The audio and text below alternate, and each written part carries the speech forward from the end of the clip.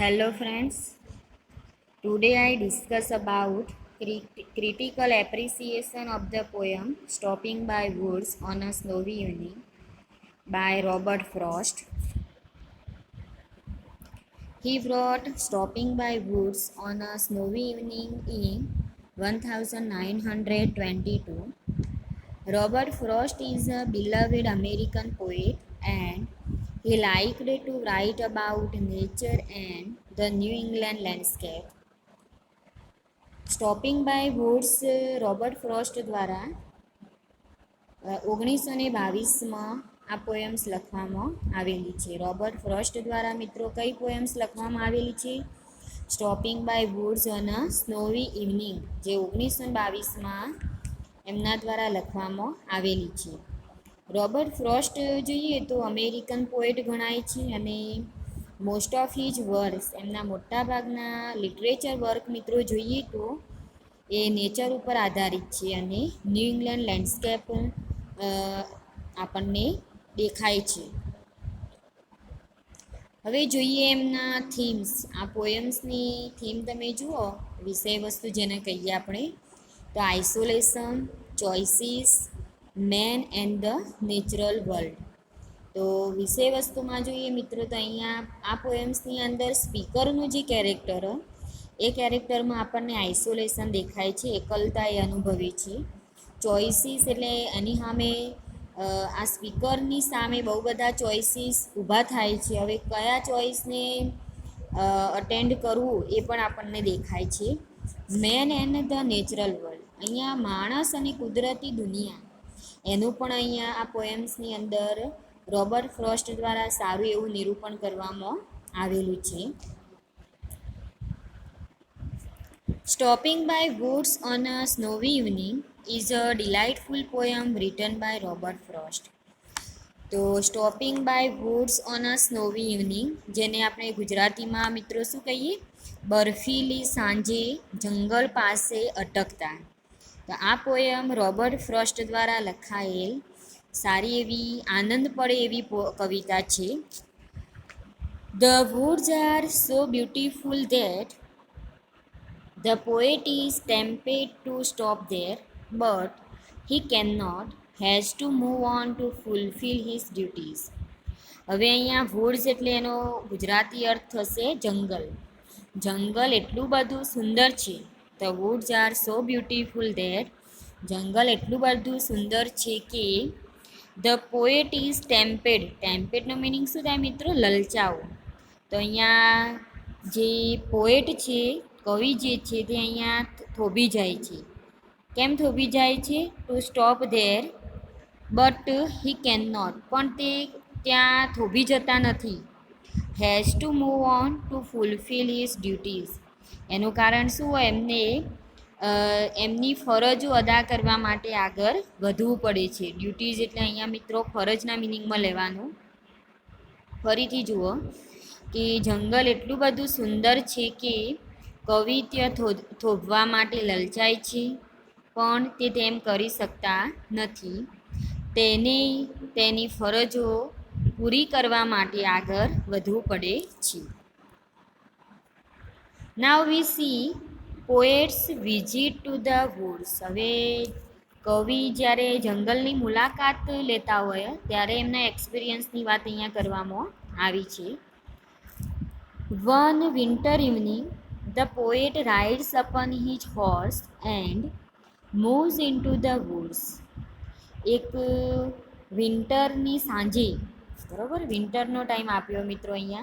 તો વિન્ટરની સાંજે એમ કે કવિ પોતે ઘોડા ઉપર સવાર થાય છે. And moves into the woods, અને જંગલમાં જાય છે. He knows the owner of the woods who lives in the village. કવિ એ માલિકને ઓળખે છે જે ગામડામાં રહેતો હતો. Who lives in the village એટલે કે જે ગામડામાં રહેતો હતો. He will not see the poet stopping there watching his woods covered with snow. હવે જે જંગલનો માલિક હોય છે મિત્રો, he will not see the poet, તે કવિને જોઈ શકતો નથી. કેમ નહીં જોઈ શકતો જંગલનો માલિક? એનું કારણ શું? જુઓ, he will not see the poet stopping there. તે કવિને કવિ ત્યાં ઊભા રહી ગયેલા, થોભી ગયેલા એને જોઈ શકતો નથી. કેમ? Watching his woods covered with snow. એનું કારણ શું હોય કે એ જે ઓનર ઓફ ધી વિલેજ હોય, ઓનર ઓફ ધી વુડ્સ હોય, તો એ માલિકનું જે જંગલ હોય એ બરફથી સવાઈ ગયેલું હોય, તો બરફથી સવાયેલા જંગલને જોઈ શકતો નથી.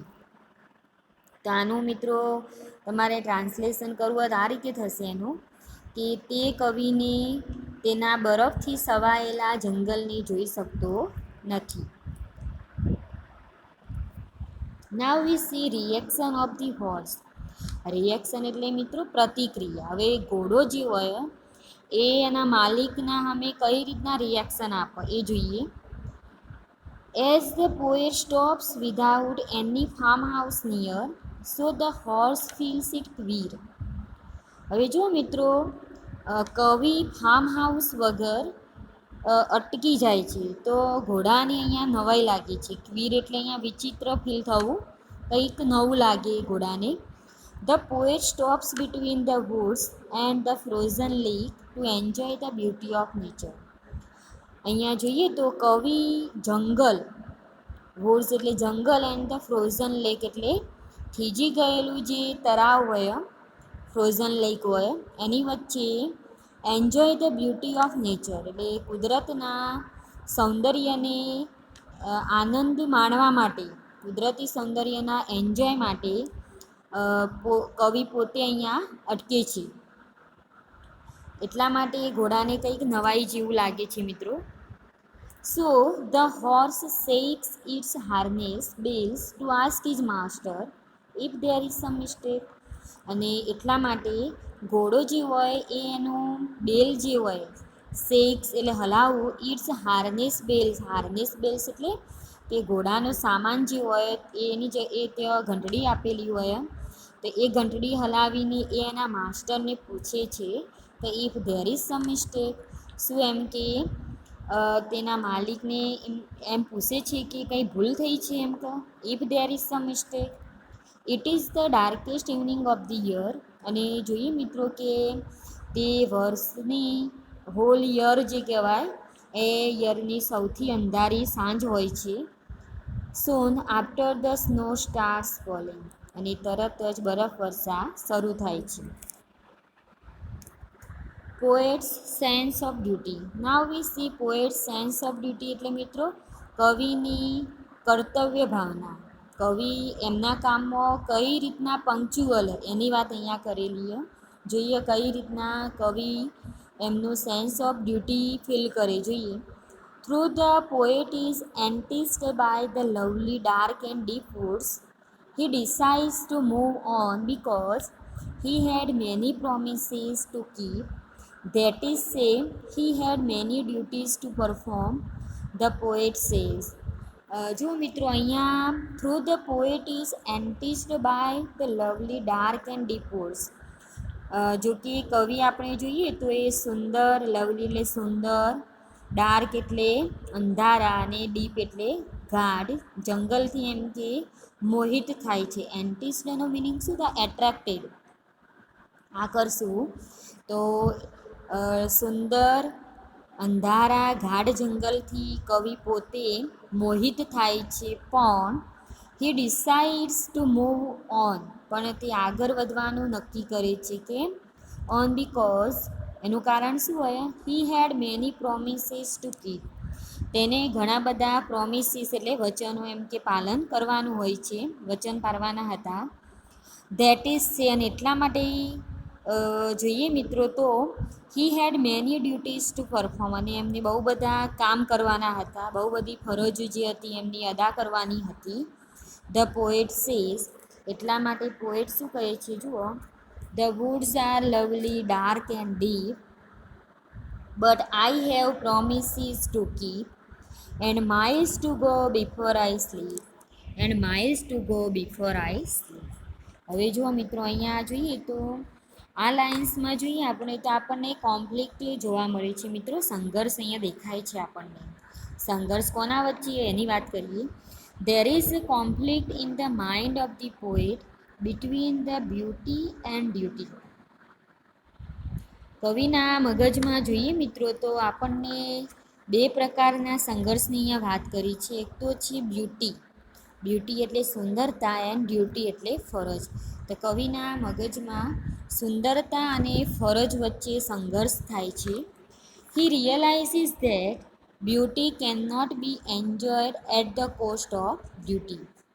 કવિ પોતે પણ સમજે છે કે ફરજના ભોગે, ડ્યુટી એટલે ફરજના ભોગે એમ કે આપણે at the cost of duty એટલે ફરજના ભોગે he realises that beauty can not be enjoy.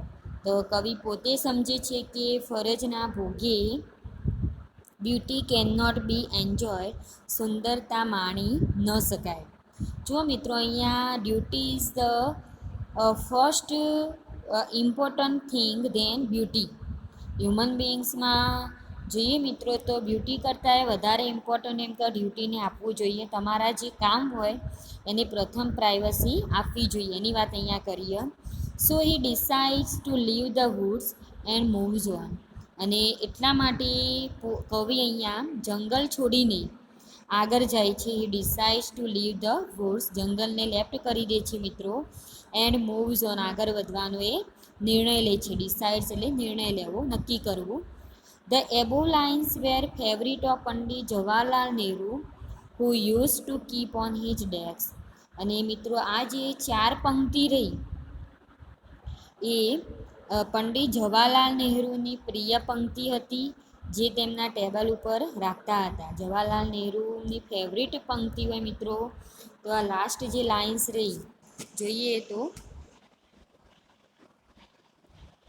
The woods are lovely, dark and deep, but I have promises to keep, and miles to go before I sleep, and miles to go before I sleep.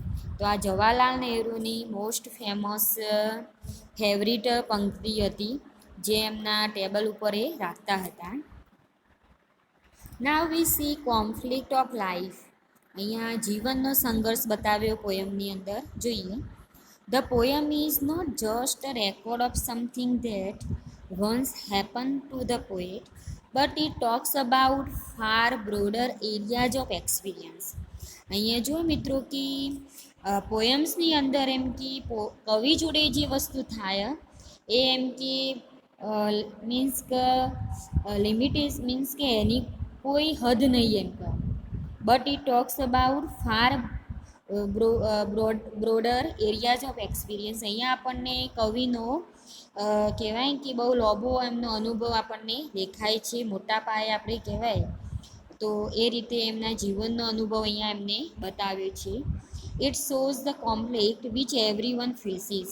અને અહીંયા જે સંઘર્ષ બતાવ્યો મિત્રો, એવું નહીં કે કવિ પોતે ફીલ કરે છે, દરેક વ્યક્તિને આવા સંઘર્ષ એમના જીવનમાં ઊભા થતા હોય છે. Between the demands of practical life and the intense desire to escape into dreamland where a person is free from all the responsibilities of life.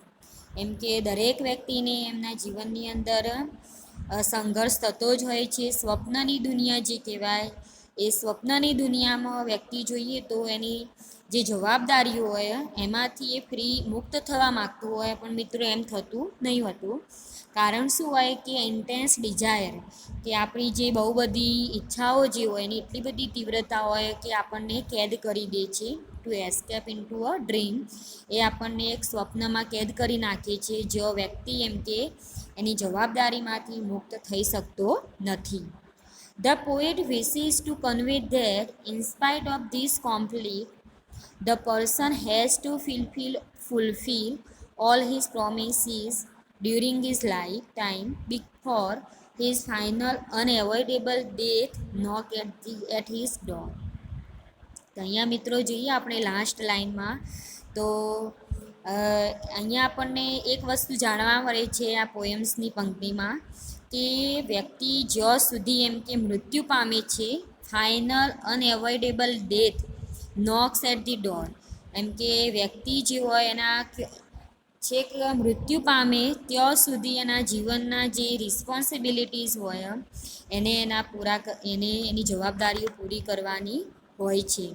છેક સુધી એમ કે મૃત્યુની ઘડી સુધી નોક્સ એટ ધી ડોર એમ કે મૃત્યુ એમ કે એને ટકોરો મીન્સ કે death knocks at the door એમ કે મૃત્યુ એના છેક દરવાજે આવે અને નોક કરે તો પણ વ્યક્તિને એની જે ફરજો હોય બરાબર હ્યુમન બિંગ્સની જે એમ કે વચનો હોય એ એની લાઈફ ટાઈમ સુધી એમ કે પૂરા કરવાના હોય છે.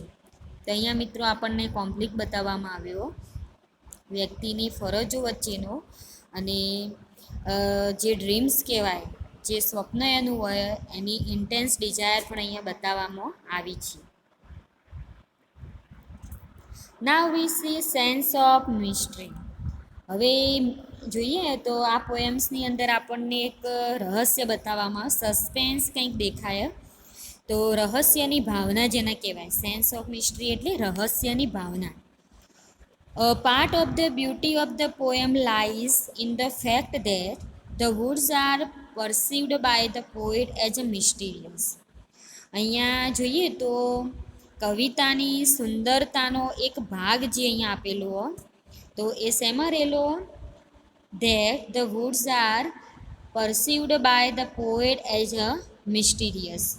તો અહીંયા કવિતાની સુંદરનો એક ભાગ એ હકીકત ઉપર છે મિત્રો. ફેક્ટ એ વસ્તુ છે કે કવિ અહીંયા જંગલની અનુભૂતિ રહસ્યમય રીતે કરી છે. અહીંયા પોએટને આપણે મિસ્ટીરિયસ વેમાં લઈશું કે પોએટ જે એક્સપિરિયન્સ કરે છે વુડ્સના જંગલમાં એમના જે તે એક્સપિરિયન્સ બતાવ્યા છે આપણને મિસ્ટીરિયસ વેમાં દેખાય છે. They may invite further exploration for which the poet has no time. અને અહીંયા આપણે જોઈએ તો કવિ માટે પણ વધારાના ફર્ધર એટલે નવા વધારાના એક્સપ્લોરેશન એટલે સંશોધનો એ એમના માટે એક જાણે આમંત્રણ આપતા હોય એવું આપણને દેખાય છે. ઇન્વાઇટ એટલે આમંત્રણ આપવું, આમંત્રી શકે છે જેના માટે કવિને the poet has no time કે કવિને પણ સમય નથી. By not specifying the nature of the promises, whether they are to his own self or someone else, the poet gives a sense of mystery. તો જુઓ મિત્રો અહીંયા by not specifying the nature of the promises એટલે અહીંયા જોઈએ તો પ્રોમિસનો કોઈ એવો પ્રકાર નથી અહીંયા કે આ પ્રોમિસનો આ ટાઈપ્સ કે અહીંયા વચનોનો જે પ્રકાર કહેવાય અહીંયા સ્પષ્ટ કરીને એમ કે તે પોતાના માટે કે બીજા માટે છે એવું અહીંયા કંઈ બતાવ્યું નથી કે કવિ એમના પોતાની વાત કરે છે કે કોઈ બીજાની વાત કરે છે એવું કંઈ સ્પષ્ટ અહીંયા કરેલી નથી. The poet gives a sense of mystery. અહીંયા કવિ આપણને એક રહસ્યની ભાવના બતાવે છે એ આપણને આપે છે. લાઈફની મિસ્ટ્રી કેવી હોય એ સેન્સ ઓફ મિસ્ટ્રી અહીંયા આપણને દેખાય છે. હવે મિત્રો જોઈએ કે આ stopping by woods on a snowy evening એનું સ્ટાઇલ કેવી આ પોએમ્સની રાઇમ સ્કીમ કેવી એની વાત કરીશું આપણે. કઈ રીતે લખાયેલી એની વાત કરીશું. The poem is easy to read. જો મિત્રો તમે પોએમના સ્ટાન્જા જોયેલા હશે તો તમને એ સ્ટાન્જા વાંચવામાં પણ કંઈ તકલીફ રહેતી નહીં હોય.